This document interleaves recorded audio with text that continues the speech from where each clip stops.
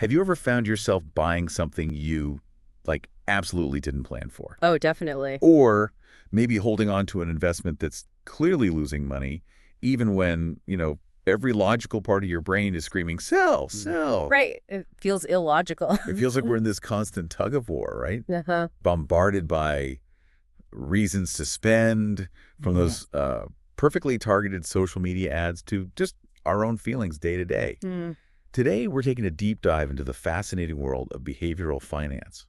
We're going to peel back the layers, try to understand how our psychology, our emotions, and those external pressures, how they shape our financial decisions, often without us realizing. Exactly. We'll unpack why we often act, irrationally Mhm. with money. And more importantly, how you can start taking back some control. That's the goal. Our mission here is really to help you understand these invisible forces, the biases, the emotions that are constantly influencing your financial choices, and then equip you with powerful, practical strategies, things you can actually use to make more intentional decisions, whether it's a big investment or just, grabbing groceries. Right. We've pulled together some really good sources that define these concepts, but also critically offer concrete steps. Okay, let's unpack this right from the start then. Okay. Behavioral finance. It sounds a bit like economics had a baby with psychology. Is that kind of what we're talking about? You've pretty much hit the nail on the head, yeah. Yeah. Behavioral finance is exactly that intersection. It's an economic theory that basically puts down what seems like irrational behavior in our financial choices to, underlying psychological factors or biases. Oh, all right. It's a key part of behavioral economics, and it's taken really seriously. I mean, even the SEC, the U.S. Securities and Exchange Commission, they have staff focused specifically on this stuff. Wow, really? Yeah. They know it's not just theory. It affects how markets move. It really challenges that old idea, the efficient market hypothesis. Right. The one that says all prices are perfectly fair based on info. Exactly. Behavioral finance comes along and says, hold on a sec. People aren't always logical calculators. Emotions play a massive role. So it's not just about spreadsheets and logic. It's Yeah. about how we operate, the human element. Precisely. So given that, what are some of the core concepts? What are these invisible forces we should be aware of? Okay, so when we talk about how our brains, mess with our wallets, there are 5 big concepts that pop up again and again. First, there's mental accounting. Mental accounting. Okay. Yeah, it's our tendency to kind of earmark money for specific things, Yeah. even though, a dollar is a dollar. Right, like vacation fund versus bill money. Exactly. You treat them totally differently. Then there's herd behavior, that powerful tendency for people to just mimic what the majority is doing financially. Oh, yeah. We see that all the time. Especially in the stock market, right? Yeah. It's notorious for causing those dramatic rallies and sell-offs, people just following the crowd. Ugh, herd behavior. I've definitely felt that pull, like when a stock is just soaring and you get that FOMO, thinking you're missing out. Totally. Okay, next up is the emotional gap.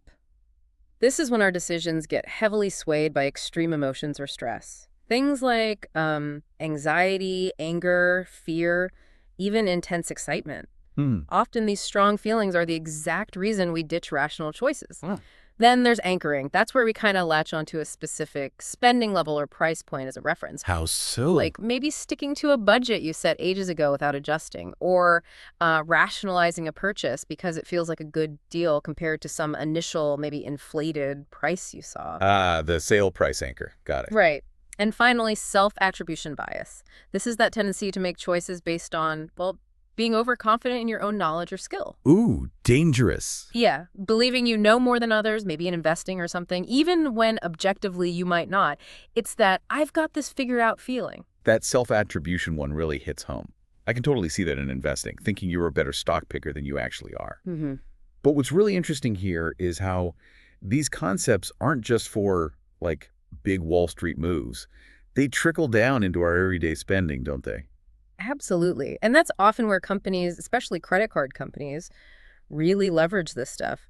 Here's a quick insight for you. Go. Their research shows consumers are way more willing to spend points or rewards or miles compared to spending actual cash. Right, because it feels like free money. Exactly. It feels less like real money leaving your pocket, even though it has real value. That's a perfect example of mental accounting right there in action. Wow. Okay, so points feel like play money, even though we earn them by spending real money.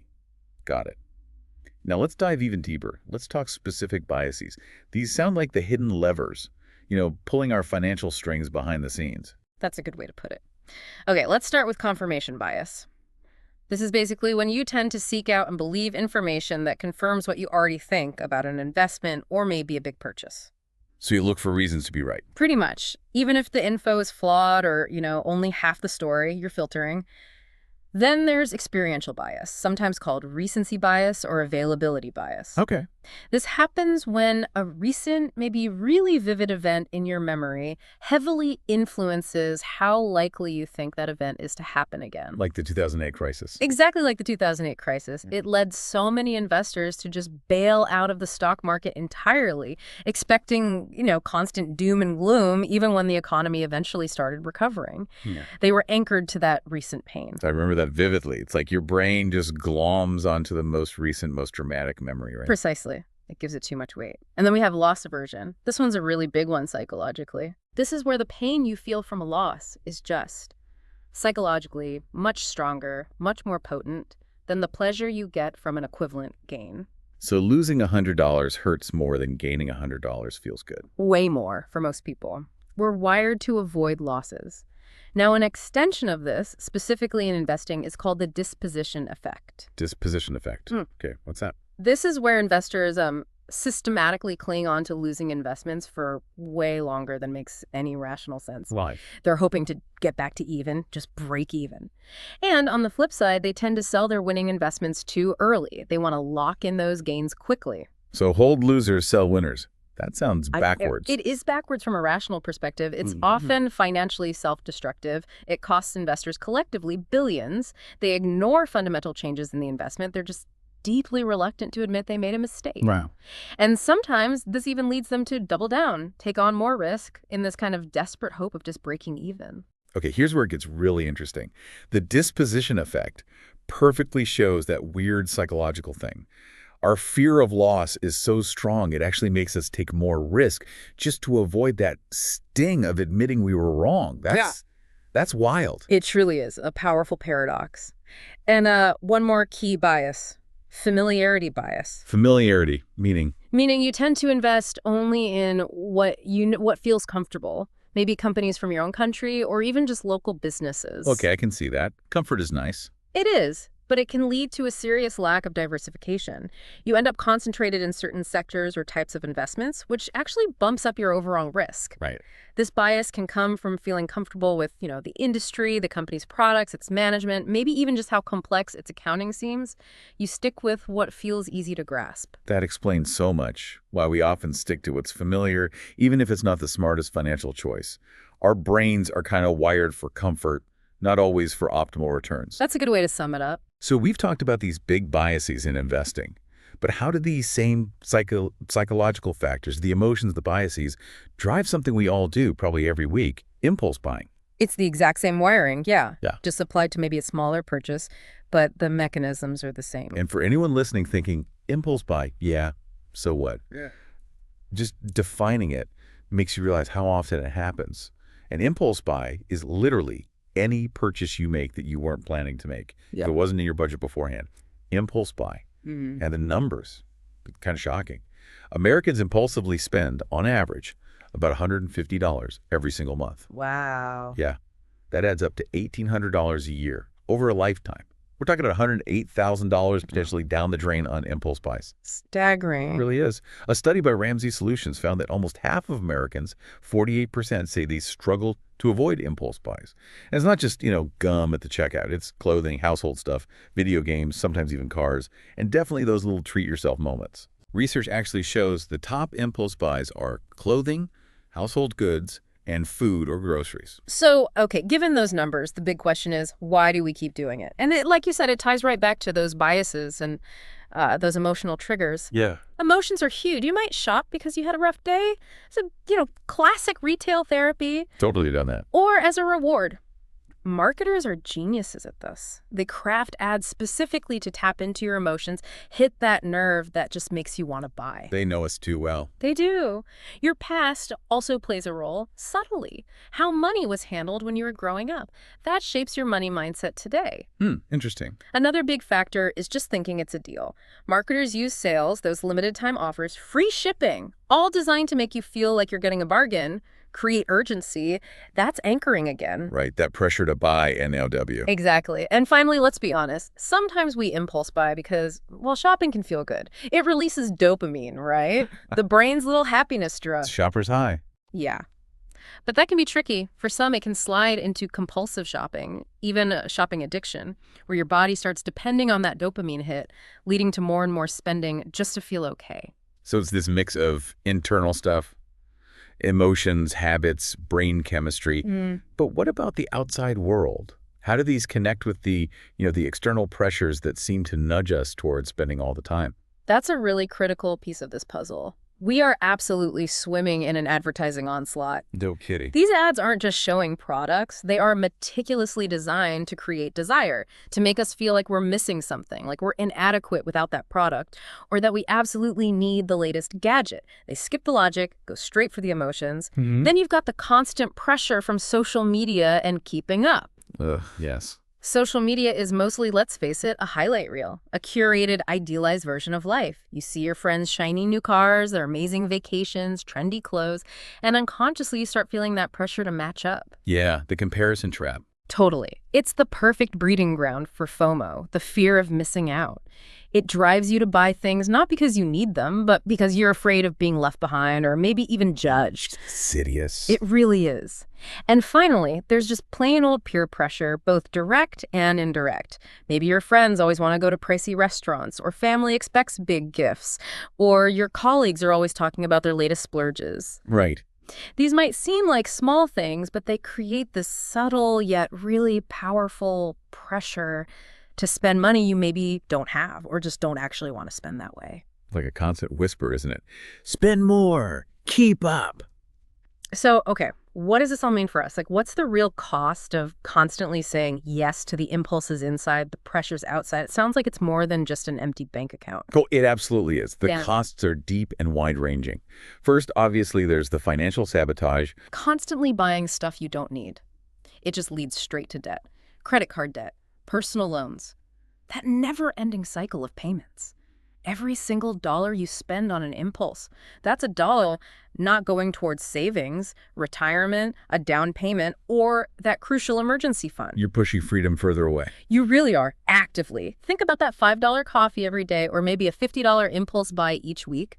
Over years, that money, if you'd invested it instead, it could have grown into a really significant amount thanks to compound interest. It's like we're trading our future security for a fleeting moment right now. That's a great way to put it. And beyond the dollars and cents, there's a heavy mental and emotional toll. Living paycheck to paycheck, worrying about bills all the time, dealing with debt. It creates enormous stress and anxiety. And often, more stuff just equals more stress, more to clean, more to organize, less mental space, physical and mental clutter, yeah. When you're constantly just reacting to ads and pressures, you lose that sense of control, that agency over your own money and life. And studies show this again and again. Beyond a certain point, more stuff just doesn't equal more happiness. Right. Often chasing more actually leads to feeling perpetually dissatisfied. And for some people, understanding the environmental impact of all this overconsumption adds another powerful reason why learning to say no feels important. That's a really stark picture. It almost sounds overwhelming, like our brains and the world are conspiring against our wallets. Yeah. But, okay, the good news, there are things we can do, right? Concrete steps. Yeah. How do you build up that muscle, that ability to confidently say no and actually build some financial resilience? Yes, absolutely. The good news is it's definitely possible. It really boils down to being intentional and building new habits. Probably the first and maybe most powerful step is just to identify your triggers. Right. Self-awareness is everything here. When do you get that urge to spend unnecessarily? Is it like scrolling Instagram late at night? Guilty. Or maybe bored at home, stressed after work, shopping with certain friends? If you can pinpoint your personal weak spots, you can start creating strategies to either avoid those situations or at least be ready for them. Know thyself and know thy spending triggers. Okay, that makes sense. So once you know a trigger, what's a practical thing to do in the moment?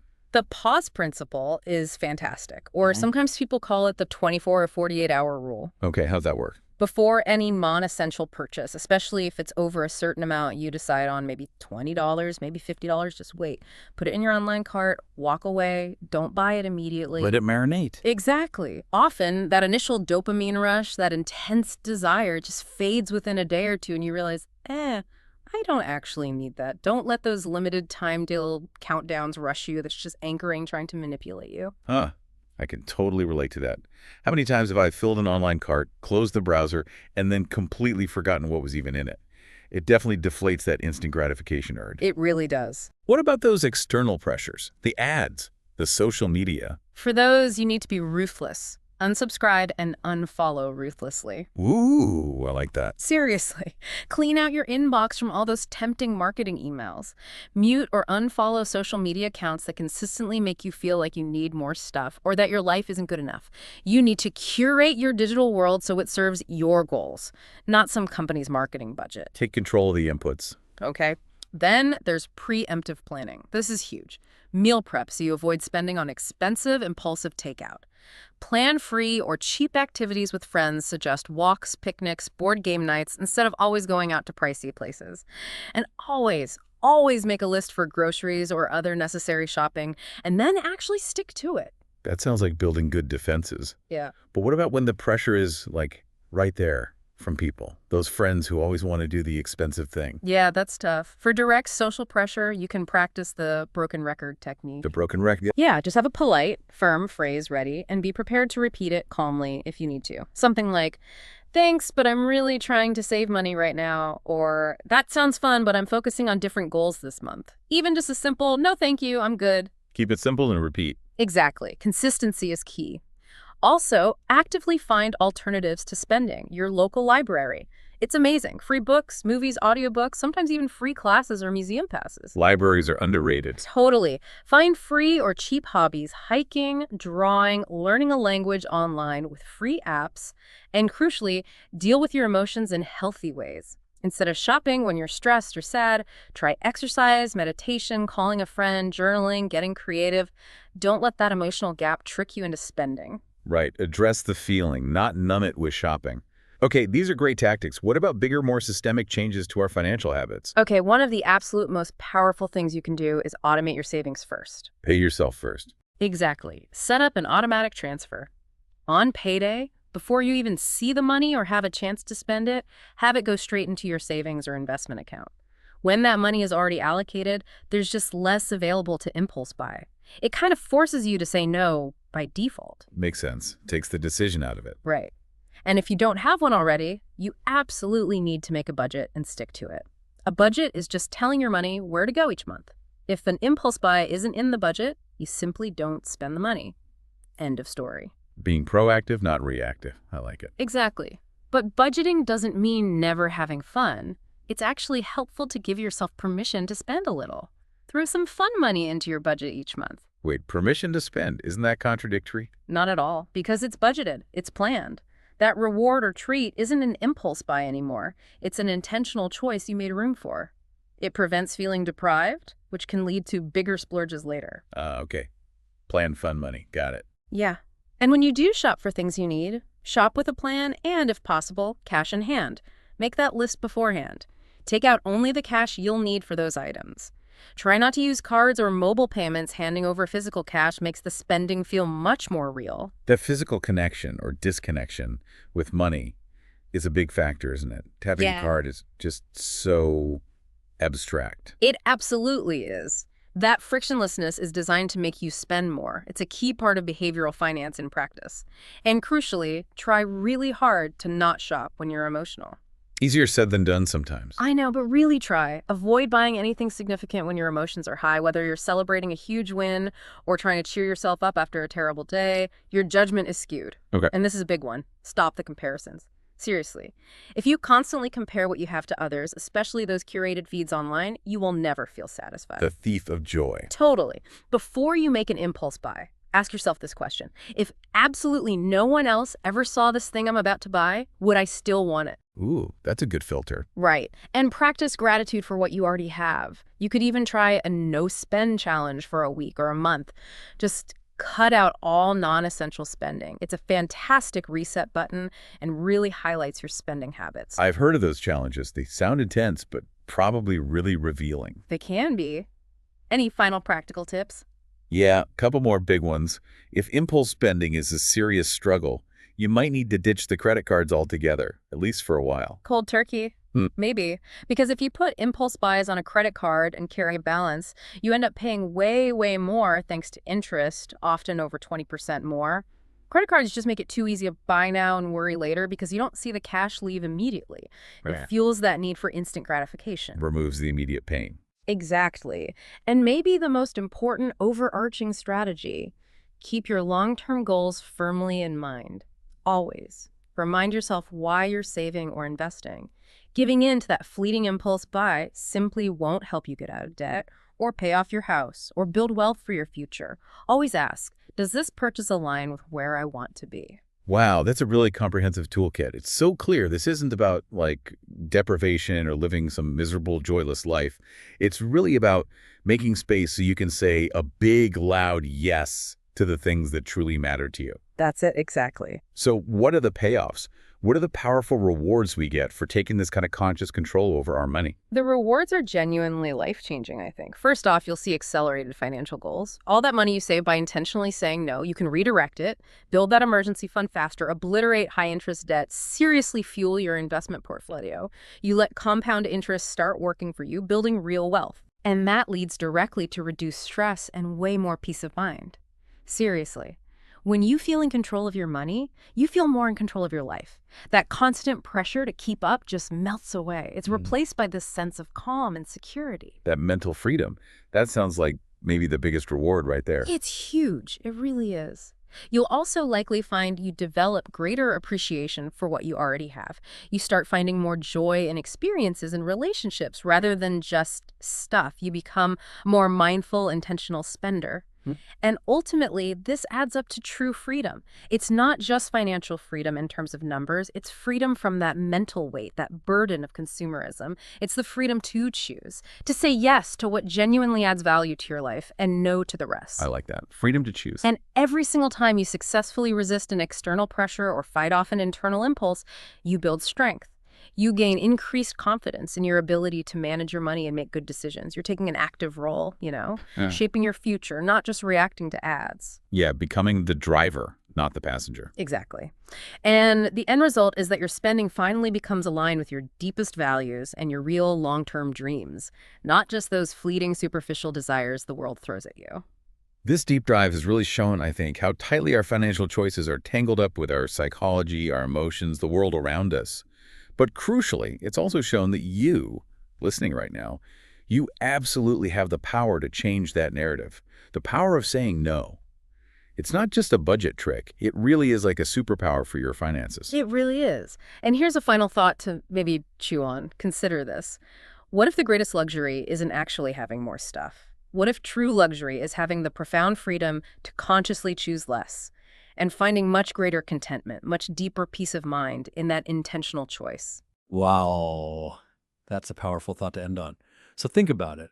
What's just one small impulse, maybe something that usually gets you that you're going to consciously say no to this week? We really hope this deep dive empowers you to reclaim your financial story and start moving with real purpose towards true financial.